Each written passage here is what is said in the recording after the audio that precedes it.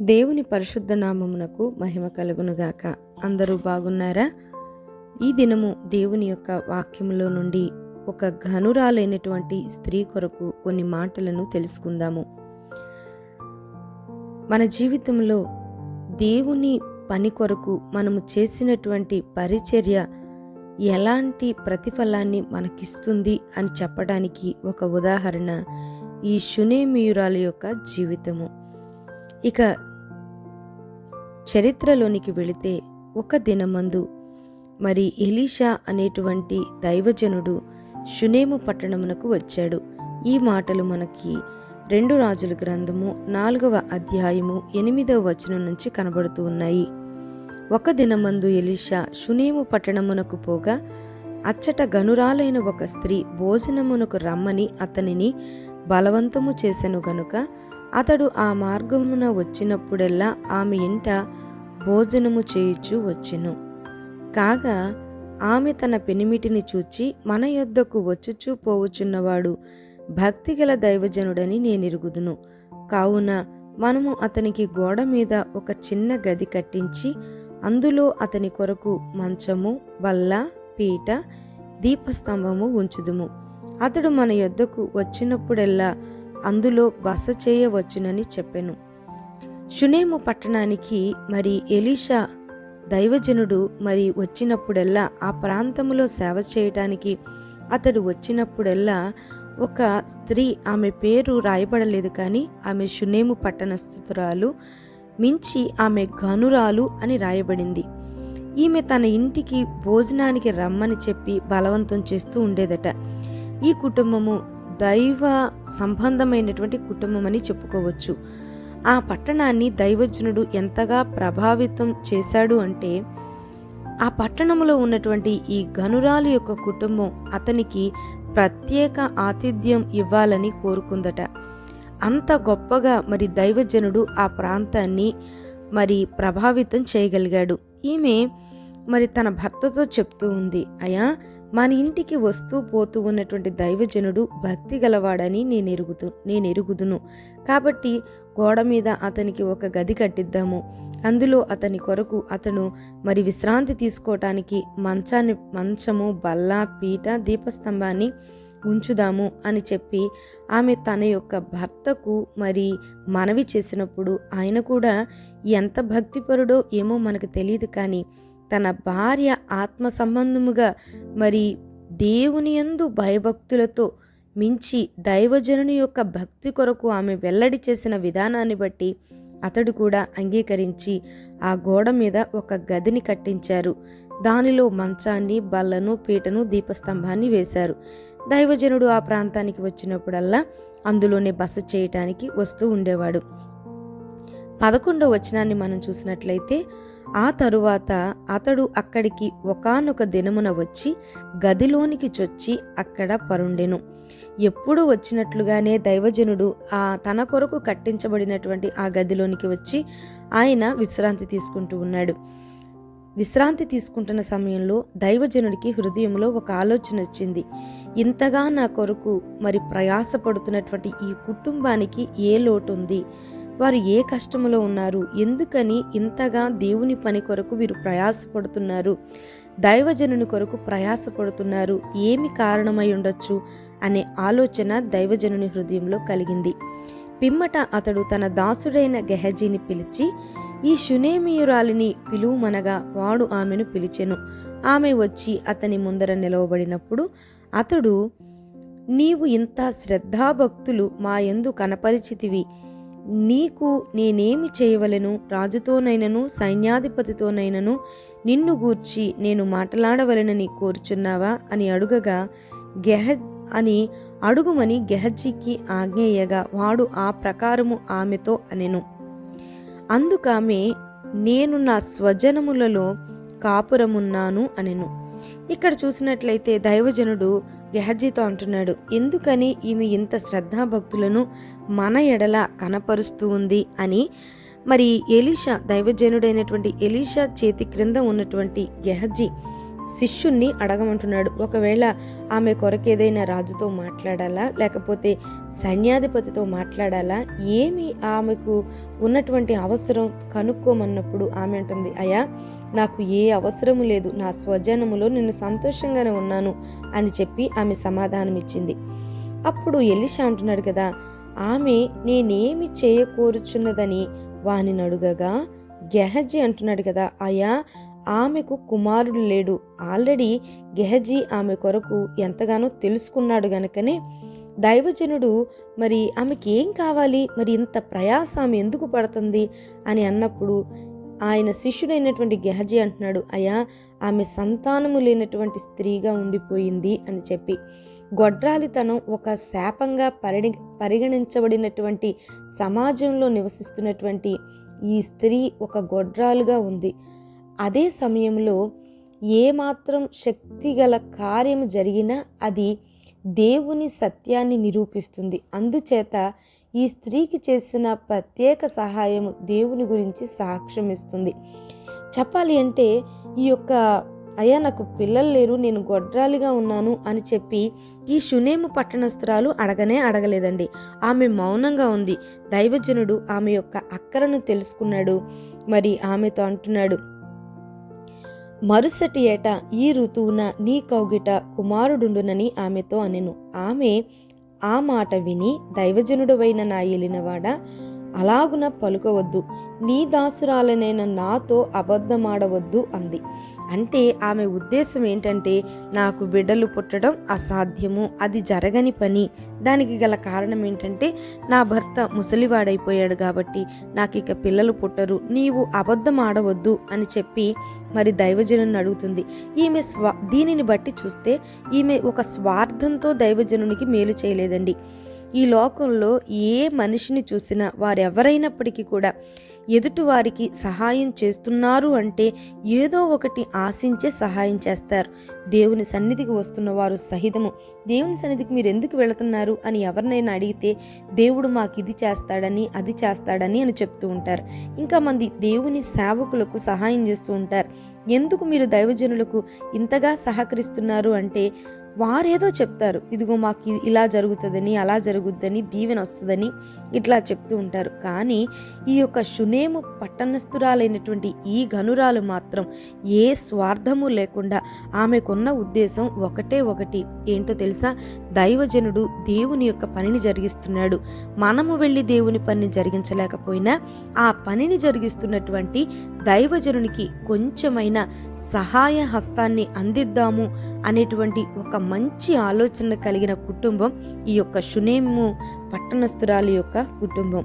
అయితే దైవజనుడు లేదమ్మా, ఖచ్చితంగా దేవుడు నీ గర్భాన్ని తెరుస్తాడు, నీకు కుమారుణ్ణి ఇస్తాడు అని చెప్పాడు. నిజముగానే ఎంత గొప్ప అద్భుతమైనటువంటి కార్యము మరి దేవుడు చేశాడు అంటే, మరి ఆయన ఏదైనా చేయగలిగిన సమర్థుడు అని నిరూపించుకోవటానికి ఆమె యొక్క గర్భాన్ని ప్రభు తెరిచాడు. చక్కని కుమారుణ్ణి దేవుడు ఆమెకు అనుగ్రహించాడు. ఇది దేవుడు చేసినటువంటి కార్యం. ఆ తర్వాత కొన్ని దినాలైపోయిన తర్వాత మరి ఈ ఒకానొక దినాన ఈ యొక్క చంటి బిడ్డ, పుట్టినటువంటి బిడ్డ ఎవరైతే ఉన్నారో ఆ బిడ్డ మరి తలనొప్పితో తల్లి ఒడిలోనే తలపెట్టి మరి ఆ పిల్లవాడు మధ్యాహ్నం వరకు ఉన్నాడు, తొడ మీద పండుకొని ఉండి చనిపోయెను అని రాయబడింది. ఆ పిల్లవాడికి ఏదో ఒక బలహీనత వచ్చింది. దాన్ని బట్టి అతడు ప్రాణాన్ని కోల్పోయాడు. వెంటనే ఆ యొక్క స్త్రీ, ఘనురాలైనటువంటి స్త్రీ ఏం చేసింది అంటే, ఆ పిల్లవాడిని తీసుకొని దైవజనుని కొరకు ఏ యొక్క గదినైతే వారు సిద్ధపరిచారో, ఏ మంచమునైతే వారు సిద్ధపరిచారో, ఈ పిల్లవాడిని ఎత్తుకొని వెళ్ళి ఆ మంచము మీద వేసి పడుకోబెట్టి తలుపు వేసి బయటకు వచ్చి ఒక పనివానిని, ఒక గాడిదను తన యొద్దకు తెప్పించుకొని వెంటనే ఆ గాడిద మీద ఎక్కి ఆమె ప్రయాణమయ్యి వెళుతూ ఉంది. ఎక్కడికో తెలుసా? దైవజనుని దగ్గరికి. దైవజనుని వెతుక్కుంటూ వెళుతూ ఉంది. తన యొక్క కుమారుడు చచ్చిపోయాడనే విషయము తన భర్తకు కూడా ఆమె తెలియచేయకుండా మరి దూరమున కర్మేలు పర్వతం ముందున్నటువంటి దైవజనుని దగ్గరికి వెళుతూ ఉంది. దైవజనుడు దూరము నుంచి ఆమెను చూచాడు. ఇదిగో ఈమె గనురాలు కదా, ఎందుకని ఇంత తొందరగా ఈమె వస్తూ ఉంది అని చెప్పి ఆ యొక్క దైవజనుడైన ఎలీషా శిష్యుడైనటువంటి గెహజీతో అంటున్నాడు, గెహజీ త్వరగా వెళ్ళి ఇదిగో షునేము పట్టణస్థురాలు వస్తుంది, గనురాలు వస్తుంది, ఆమెను ఎదుర్కొని వారు క్షేమంగా ఉన్నారో లేదో కనుక్కో అని చెప్పన్నప్పుడు గెహజీ పరుగున వెళ్ళి ఆమెతో అంటున్నాడు, అమ్మా మీరు సుఖంగానే ఉన్నారా అని అడిగాడు. అడగగానే ఆమె అయితే మనమైతే ఏమంటాం, అయ్యా ఇంకెక్కడ క్షేమం, ఎక్కడ సుఖంగా ఉంటాము, ఇదిగో మాకు కలిగినటువంటి ఒక్క బిడ్డ చనిపోయాడు అని చెప్తాం. కానీ ఆమె ఎంత గొప్ప విశ్వాసాన్ని వెల్లడి చేసింది అంటే ఆమె అంటుంది కదా, అవునయ్యా మేము సంతోషంగా ఉన్నాము, మేము సుఖముగానే ఉన్నాము అని చెప్పింది. గెహజీతో మాత్రం త్వరగా ఆమె ఆ యొక్క దైవజనుడు ఉన్నటువంటి స్థలానికి వెళ్ళిపోయి ఎలీషా కాళ్ళు పట్టుకుందటండి. కాళ్ళు పట్టుకుంది అంటే ఆమె హృదయంలో ఎంత వేదన, ఎంత బాధ ఉండవచ్చు. అసలు బిడ్డలు లేనప్పుడు ఆమెకి ఎంత వేదన ఉందో తెలియదు, కానీ ఆమె ఆ బిడ్డ కలిగిన తరువాత ఆ బిడ్డ మీద ఎన్నో ఆశలు పెట్టుకుంది, సంతోషంతో పరవశించిపోయింది. ఆ యొక్క పరవశం అంతా కూడా ముక్కలైపోయిందనమాట. ఆ చంటి బిడ్డ చనిపోయినప్పుడు ఆ వేదనంతా కూడా దైవజనుని యొక్క పాదముల చెంత కూర్చొని ఏడ్చి మొర్ర పెట్టుకుంటుంది, అయ్యా నా యొక్క పరిస్థితిని ఒక్కసారి చూడు, నాకు బిడ్డ కావాలని నేను అడగలేదు, నీవే నాకు బిడ్డను దీవించి దేవుని ద్వారా నాకు ఇప్పించావు, ఈ దినాన నా కుమారుడు చనిపోయాడయ్యా, నా పరిస్థితి ఏంటి అని ఏడుస్తూ ఉంది. ఏడుస్తున్నప్పుడు ఎలీషా అంటున్నాడు, అమ్మా ఏడవద్దు అని చెప్పి గెహజీని పిలిచాడు. తన శిష్యుడైన గెహజీని పిలిచి, ఇదిగో గెహజీ, ఇదిగో ఈ యొక్క నా దండమును తీసుకొని నీవు త్వరగా వెళ్ళి ఆ యొక్క చంటి బిడ్డ యొక్క ముఖము మీద ఈ దండమును చూపించు అని చెప్పాడు. మళ్ళీ కొన్ని సూచనలను కూడా ఇచ్చాడు. ఏంటంటే, నీవు నడుము బిగించుకొని నా దండమును చేత పట్టుకొని పొమ్ము, ఎవరైనా నీకు ఎదురు పడిన ఎడల వారికి నమస్కరింపవద్దు, ఎవరైనాను నీకు నమస్కరించిన ఎడల వారికి ప్రతి మర్యాద చేయవద్దు, అక్కడికి పోయి నా దండమును ఆ బాలుని ముఖము మీద పెట్టుమని గెహజీకి ఆజ్ఞ ఇచ్చి పంపెను. అంటే చెప్పాలి అంటే దైవజనుడు అంటున్నాడు, నీవు వెళుతున్న పని మీదే మనస్సు ఉంచి త్వరగా వెళ్ళు, నీవు మధ్యలో నీ మనసును అటు ఇటు తిప్పడానికి వీలు లేదు, ముఖాముఖిగా నీవు త్వరగా వెళ్ళి ఆ చంటి బిడ్డ మీద ముఖము మీద ఆ దండమును పెట్టు అన్నాడు. అలాగునే ఈ గెహజీ మరి దైవజనుడు చెప్పిన ప్రకారం ఆ దండమును తీసుకొని వెళ్ళి ఆ యొక్క చంటి బిడ్డ యొక్క ముఖము మీద పెట్టినప్పుడు ఆ బిడ్డలు ఏ కదలిక కూడా కనబడలేదట. ఈ యొక్క షునేమి పట్టణస్థురాలు మాత్రం, గనురాలు మాత్రం అంటుంది, అయ్యా నీవు రావాల్సిందే, నా బిడ్డ దగ్గరకు నువ్వు వస్తేనే ఈ కార్యము జరుగుతుంది అని చెప్పి ఆమె వేడుకుంటా ఉంది. వెంటనే దైవజనుడైనటువంటి ఎలీషా లేచి ఆ యొక్క చంటి బిడ్డ ఉన్నటువంటి స్థలానికి వెళ్ళాడు. ఆ పై గదిలోనికి వెళ్ళినప్పుడు ఆ బిడ్డ ఆ మంచములో పండుకొని ఉండట చూచి వెంటనే దైవజనుడు తలుపు వేసి ఆ బిడ్డ మీద చాచుకొని పడుకున్నాడట. ఆ యొక్క గుండెల్లోనికి ఆ చంటి బిడ్డను తీసుకున్నాడు. ఎప్పుడైతే దైవజనులలోని ఉన్నటువంటి వేడి, వెచ్చదనం, ఆ వెట్ట ఏదైతే ఆ చంటి బిడ్డకు కలిగిందో వెంటనే ఆ చంటి బిడ్డట ఆ 7 మారులు తుమ్మి కండ్లు తెరిచెను అని రాయబడి ఉంది. అనగా ఎంతగా దైవజనుడు ఆ చంటి బిడ్డ కొరకు ప్రార్థన చేసి ఉంటాడో ఆలోచన చేయండి. ఆ షునేము పట్టణస్థురాలు ఎంతో దైవజనుని కొరకు ప్రయాసపడింది, స్వార్థము లేకుండా ప్రయాసపడింది. ఆ చచ్చిన బిడ్డ దగ్గరకు వెళ్ళినప్పుడు ఎలీషా, దైవజనుడైన ఎలీషా అదే జ్ఞాపకం చేసుంటాడేమో దేవునికి, దేవా ఇతని యొక్క తల్లి దైవజనుని కొరకు, సేవ కొరకు ఎంతో ప్రయాసపడింది, నిస్వార్థముగా ప్రయాసపడింది. ఈ దినాన నీవి బిడ్డను మర్చిపోయినట్లయితే అయ్యా ఆమె చేసిన పరిచర్యకు అర్థం ఉండదు అని దేవుణ్ణి ఎంతగా బ్రతిమలాడుకున్నాడో తెలియదు. కానీ దైవజనునిలో ఉన్నటువంటి జీవాన్ని ఆ యొక్క బిడ్డలోనికి ఊదినప్పుడు, ఆ బిడ్డలోనికి పంపించినప్పుడు దేవుడు దైవజనునిలో ఉన్నటువంటి జీవముతో ఆ కుమారుని బ్రతికించాడు. వెంటనే ఆ కుమారుడు లేచి కూర్చున్నాడట. వెంటనే ఆ బిడ్డను తన యొక్క తల్లికి అప్పగించాడు దైవజనుడైన ఎలీషా. చూసారా, పరిచర్యకు తగినటువంటి ప్రతిఫలము మన జీవితంలో దేవుడు తప్పకుండా కలగచేస్తాడు. ఆయన మర్చిపోవుటకు అన్యాయస్తుడు కాదు.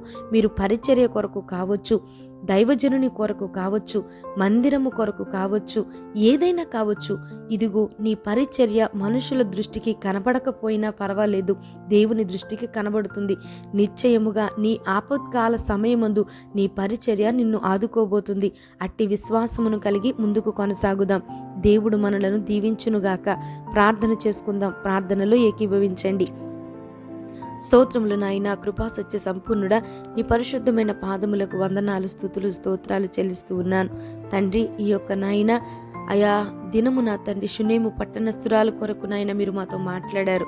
ఆమె చేసినటువంటి నిస్వార్థమైనటువంటి పరిచర్య ఆపత్కాల సమయంలో ఆమెను ఆదుకుంది ప్రభా. అలాగునే నీ బిడ్డలు ఏ ఏ రూపాల్లో నీ పని కొరకు ఉపయోగపడుతున్నారో దేవా, సమస్తమును చూస్తున్న దేవుడవయ్యా, ఒక సేవకురాలిగా నేను ప్రార్థన చేస్తూ ఉన్నాను తండ్రి. వారి యొక్క జీవితంలో వారు చేసినటువంటి నిస్వార్థమైన పరిచర్యకు తగినట్లుగా వారికి మీరు ప్రతిఫలాన్ని అనుగ్రహించండి. వారి ఆపత్కాల సమయం ముందు వారిని ఆదుకొనండి. మర్చిపోవుటకు నీవు అన్యాయస్తుడవు కాదు నాయన. అయ్యా, నీ యొక్క సన్నిధిలో నా తండ్రి నాయన, నీవు నమ్మదగిన దేవునిగా నాయన మా జీవితంలో బలమైన కార్యాలను జరిగించే దేవుడవు. దీన స్థితిలో ఉండి ఎవరైతే నాయన దేవా మాకు సహాయమును చెయ్యి అని మొరపెట్టుకుంటున్నారో వారి జీవితాల్లో బలమైన కార్యాలను జరిగించండి. ఈ మాటలను ఓపికతో ఆలకించిన ప్రతి బిడ్డలను కూడా దీవించి ఆశీర్వదించండి. ఈ మాటలు వారి హృదయంలో ఫలించుటకు సహాయమును చేయండి.